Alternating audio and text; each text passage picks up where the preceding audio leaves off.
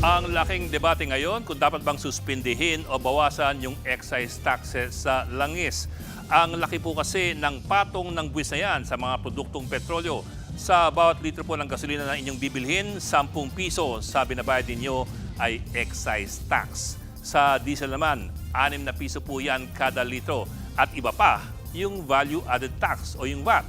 Kaya't napaka-popular ng mga panawagan na tanggalin muna ang excise tax na yan sa mga produktong petrolyo. Pag tanggalin kasi yan, bagsak agad ang presyo ng gasolina ng 10 piso kada litro. Sa diesel naman, babagsak po yan ng 6 na piso kada litro. Instantly po yan. Katunayan nga, binigyan na ng Kongreso ang Pangulo ng otoridad na suspindihin yung excise taxes na yan habang mayroong krisis sa langis. Pero kung ganun, bakit po may mga ekonomistang tutol sa pagsuspindi o pagtanggal ng excise taxes sa langis? Halimbawa, ayon sa economic think tank na Action for Economic Reforms, nakikinabang naman ang lahat ng mga tao pagsuspindihin ang excise taxes. Pero ito po, ang talagang makikinabang dyan ng lubos-lubos ay ang mayayaman kesa sa yung mahihirap. Tingnan po natin ang datos na ayon sa grupo ay galing mismo sa Department of Finance taong 2021.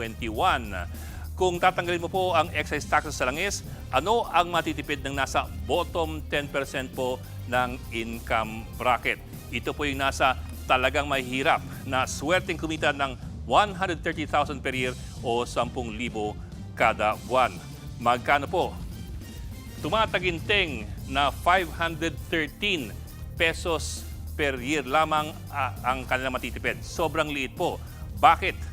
Dahil sa Family Income and Expenditure Survey, maliit lamang ang personal na konsumo ng gasolina ng mga mas mahirap. Swerte nga kung meron silang sasakyan. Pero sa kabilang dako naman, ito naman po ang matitipid ng nasa top 10% income bracket. Yung mga kumikita po ng 2.9 million pesos per year. Ito po, 24,000.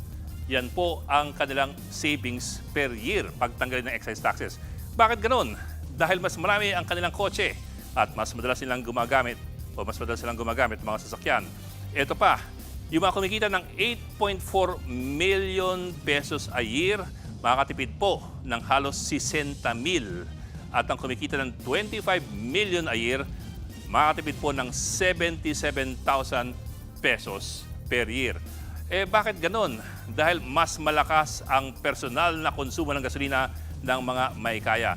Lumalabas na sobrang laki ng kaibahan. Ang mahirap makakatipid po ng 500 piso, pero mayayaman makakatipid ng 70,000 kada taon pag tinanggal yung excise taxes.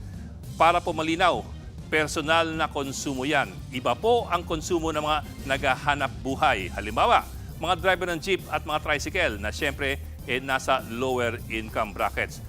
Paano yun? Ito po ang argumento ng ilang ekonomista.